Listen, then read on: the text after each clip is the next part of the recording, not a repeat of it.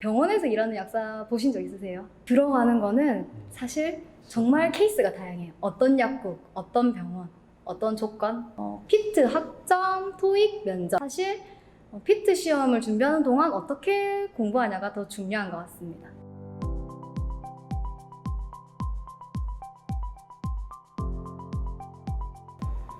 네, 안녕하세요. 병원에 근무 중인 약사 추수진입니다.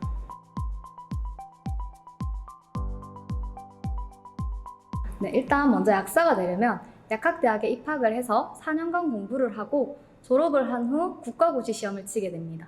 이 국가고시 시험을 합격하게 되면 면허증이 나오는데요. 이 면허증, 라이센스를 가지면 이제 약국이나 병원, 그리고 제약회사에 취직을 해서 약사로서의 직능을 할 수 있게 됩니다.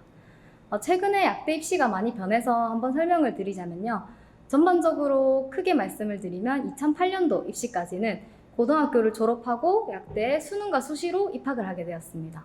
근데 2011학년도부터 피트 시험이라고 불리는 약학대학 입문 자격 시험이 생겼습니다. 이때부터 고등학교를 졸업하고 바로 약대에 입학하지 못하고 피트 시험을 통해서 약대에 입학하게 되었어요. 일반 대학교에서 1학년과 그리고 한 학기를 더하면 그리고 특정 과목을 이수하게 된다면 피트 시험을 칠 수 있는 자격이 주어지게 됩니다. 그래서 8월에 피트 시험을 치고 그 성적과 토익 그리고 전적대 학점, 약대 면접을 합산해서 합격이 정해지게 됩니다. 피트, 학점, 토익, 면접 이 네 가지 요소를 모두 준비해야 되기 때문에 생각보다 할 것이 많고 쉽지가 않아요. 네. 그래서 보통 피트 성적은 10% 이내, GPA는 90, 토익이 900 정도가 합격자 평균입니다. 그런데 올해 2022학년도 입시부터 수능과 수시로 약대 1학년을 선발하고 피트 시험을 통해서 3학년을 선발하게 됩니다. 즉 1학년과 3학년 동시에 뽑게 되는 거예요. 네, 그래서 내년까지 수능과 피트 시험이 공존하게 되고 그 이후부터는 대부분의 학교가 고등학교 졸업생, 즉 학부 모집으로 선발을 하게 됩니다. 네, 따라서 피트 시험은 내년이 마지막 기회인데요. 마지막이라고 생각해서 도전하시는 분들이 정말 많으실 거라고 생각이 돼요. 그렇지만 여기서 제가 말씀드리고 싶은 거는 피트 시험을 정말 가볍게 생각하고 그냥 한번 쳐봐야겠다라고 생각하고 들어오시진 않았으면 좋겠어요. 왜냐하면 생각보다 되게 힘든 시험이고 준비할 것도 많고 그리고 이미 장수생들이 정말 많이 쌓여 있어요. 그렇기 때문에 이미 장수생들은 많은 공부를 했기 때문에 웬만한 마음가짐으로는 이기기가 쉽지 않거든요. 그래서 내가 정말 올해 피트 시험을 정말 죽어라 공부해서 꼭 합격할 거다. 이런 마음가짐이 든다면 들어오셨으면 좋겠어요.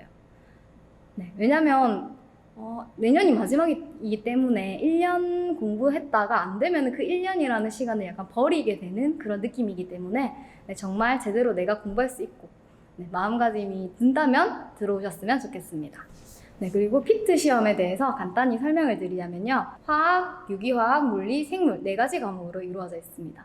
화학과 물리 같은 경우에는 고등학교 1, 2 과정에 대학교 과정이 조금 더 추가가 되는 느낌이고요. 유기화학은 고등학교에 없는 대학교에서 새로 배우는 내용입니다. 그리고 생물은 고등학교 과정 조금에 대학교에서 새로 배우는 아주 많은 과정이 포함되어 있어요. 그래서 고등학교 때 내가 어떤 과목을 선택했냐도 중요하지만 사실 피트 시험을 준비하는 동안 어떻게 공부하냐가 더 중요한 것 같습니다. 그래서 다들 잘 생각해 보시고 신중하게 선택해 주세요. 네. 올해 피트 시험이 얼마 안 남았는데 준비하시는 분들 다들 화이팅입니다. 저는 피트 시험을 총 2년을 준비해서 합격을 했고요. 보통 재수, 삼수가 많고 처음 시험 쳐서 합격하시는 분들은 좀 적고요. 네, 그리고 3수 이상도 좀 어느 정도 있어요. 그래서 저는 시험을 일찍 준비한 편이기도 하고 2번 만에 되기도 해서 생각보다 저희 학교에서 저는 좀 어린 편? 네, 다들 나이가 되게 많으세요. 피트로 합격을 하시는 분들은. 일을 하다가 오신 분들도 계시고 네, 그렇기 때문에 대체적으로 연령대가 높은 편입니다.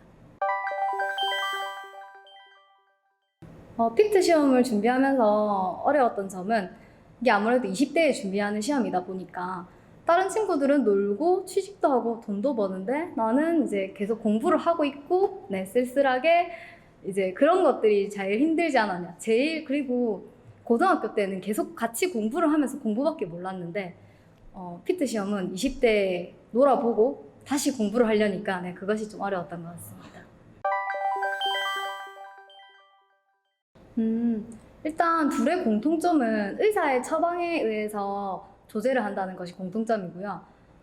가장 큰 차이는 약국에서는 일반 의약품과 건강기능식품을 팔고 병원에서는 주사제를 다루고 그리고 항암제를 조제한다는 것입니다. 네. 그래서 보통 약국에서 일하는 약사님은 많이 보셨잖아요. 그렇죠? 근데 이제 병원에서 일하는 약사 보신 적 있으세요? 잘 못 봤어요. 네. 그렇죠. 그래서 약국 약사는 환자를 대면하는 빈도가 높고요. 병원 약사는 대면보다는 주로 안에서 조제를 많이 하게 됩니다. 그래서 여러분이 입원하시거나 퇴원하실 때 드시는 약, 그것을 다 제가 만드는 거거든요. 네. 그리고 또 종합병원에 와보신 분들은 병원 안에 약재부가 있는 거 보신 분들도 계실 거예요. 제가 종합병원에서 지금 일을 하고 있는데 정말 많은 분들이 처방전을 가지고 그 병원 안에 있는 약국에 약을 타러 오세요.